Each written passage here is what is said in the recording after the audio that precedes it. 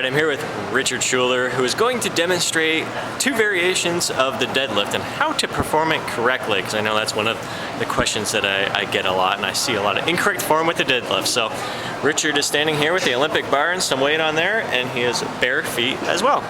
Yeah. Hey, first of all, the reason for the feet, for your sock feet, and this may get you in trouble with some of your gym people, but don't worry about it. Just put your shoes close by and get in and out of them. It changes the angle of your how you set up at the bar fairly dramatically, and it pitches you forward, which is something you don't want to do. Okay, I'm going to demonstrate two types of the deadlift. One of them is called the conventional style, where your feet are about shoulder width or less together, and then there's the sumo style, where your feet are spread.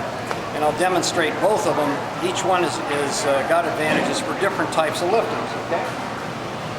Okay, we'll begin with a conventional one. You set up with the bar so that it touches your shins.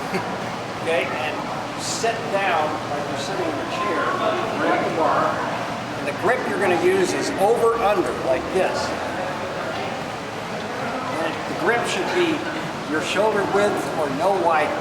Okay, you set your hips, you have a flat back, and you should have your abs tensed. Roll your shoulders back and stand up with it. Stand erect. These should be straight. Write it back down. Okay, a couple things in here. One of them is that a lot of these bars are going to skin up your shins, and I know women really would hate that. So what I use when I'm training a lot with this and with Olympic lifting is to use just get some really cheap shin guards for kids for soccer, and you can just slide them on when you do these lifts so it doesn't rip up your shins. Okay, I'm going to demonstrate the. Can you show me an incorrect form or a form that you see? Here's some standard mistakes. Okay, one of them is when you get set down here to go. No, it's got to be a smooth pull. Okay. Okay? If you're lifting heavy, this is really important. You do what's called load the bar. In other words, when you start, you put about 100 pounds of pull on the bar, it doesn't move, and then you come up. That will be worth an enormous amount if you're trying to get a max deadlift out. Okay. Other forms of deadlifts? Other problems, and this happens as people as the weight gets heavier, you're going to have to go off to the side to show this. Okay. They tend to do what's called rolling over, and that's where you got to keep the flat back the whole time you're lifting. And they start doing this. Right. Yeah. Or they stick their butt up in the air and pull it that way. Right.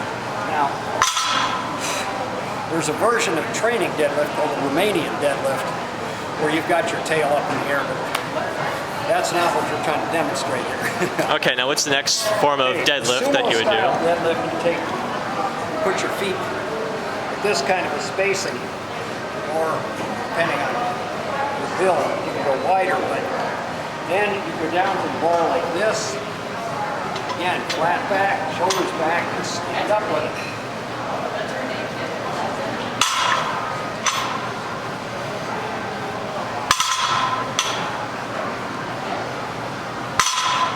All right.